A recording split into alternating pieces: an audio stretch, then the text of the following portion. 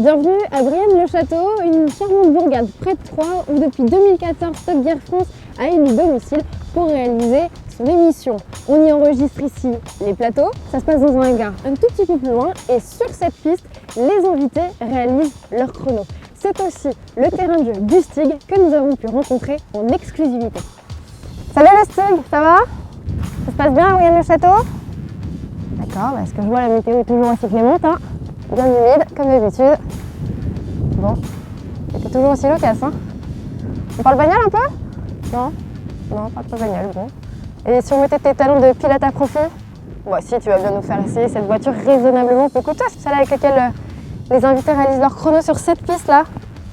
Ouais, hein? Bah, je vais prendre ça pour un oui. Allez, là, on y va.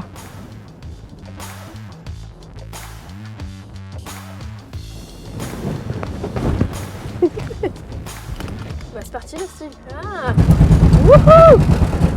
Allez, c'est parti, on fait un tour avec le Stig, donc sur la piste de Top Gear France à Brienne-le-Château. Une piste qui a un développement assez faible.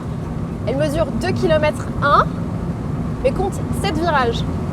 Elle a été élaborée par Bruce Joigny. Ah ouais, ça rigole pas. Ah, je crois qu'on s'est fait des pneus. Il y a du rapide, il y a du sinueux, histoire de pouvoir tester un maximum le comportement des voitures parce que lui, il ne fait pas seulement l'essai de la Sandero, il teste surtout des supercars tout au long de l'année sur ce tracé. Bien le moteur là? Ah bah, en tout cas le freinage, ça roule, hein. Ça rigole pas du tout. Ah oui, ça drift un peu.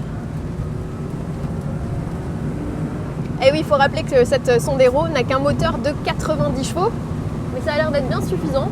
On me regarde. Je sais toujours pas qui c'est, hein. Promis, je sais pas qui c'est. En tout cas, les freinages, ça rigole pas. Vous aurez remarqué que cette Sandero est totalement dépouillée, hein. Pas de banquette arrière, des arceaux, le strict minimum, des baquets, des harnais. Tout ça pour faire des chronos canons, du moins pour permettre aux invités de faire des chronos canons. C'est la recette miracle. Bon, c'est pas un peu frustrant quand même qu'est-ce là? Non, on s'amuse bien avec, hein. Bon, lui il a l'air de bien s'amuser. J'espère qu'il va nous la prêter, hein. Bon. Attention. Wouhou!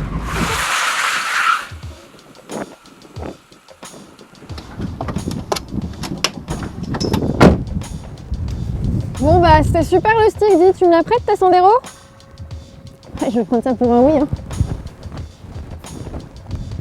Merci. Allez, zou.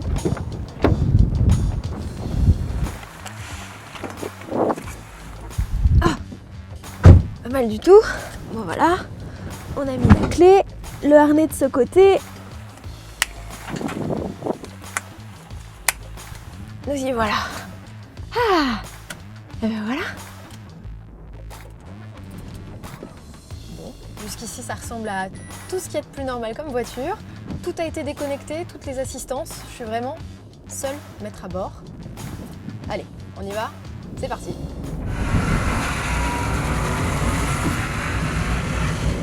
Deuxième. Bon, c'est un peu poussif, mais une fois qu'on est dedans, c'est plutôt pas mal. Alors cette Sandero de seulement 90 chevaux, motrice étonnamment bien. Le revêtement est complètement défoncé. Du coup, c'est pas très représentatif, ça fait pas mal de saccades, mais en tout cas, une chose est sûre, cette Dacia, eh ben, elle tient le pavé parce que là, je peux vous dire, je suis en fond de 3, 4, et ça ne s'ouvre pas du tout, c'est assez étonnant, ça tient vachement bien la route. Je suis assez bluffée, malgré le fait qu'elle ait vraiment des roues de petite taille, des roues de bicyclette, elle marche plutôt vraiment très bien. Alors, est-ce que c'est une voiture de course? Non, loin de là, même si l'ambiance y contribue grandement. Parce que comme vous l'aurez vu, la voiture est complètement dépouillée. Alors tout l'intérêt dans cette voiture, c'est de rester un maximum haut dans les tours pour éviter d'être en sous-régime et de perdre toute la motricité. Question bruit, je vais vous dire qu'avec mon casque, j'entends pas grand-chose. Alors l'avantage de cette Sandero, c'est au moins qu'elle s'adapte à tout le monde. C'est-à-dire que les pilotes novices, comme les plus expérimentés, eh bien au moins peuvent prendre en main cette auto et surtout se faire plaisir. Parce que c'est quand même ça, hein, de venir à Top Gear. L'idée pour les invités, c'est quand même de se faire plaisir.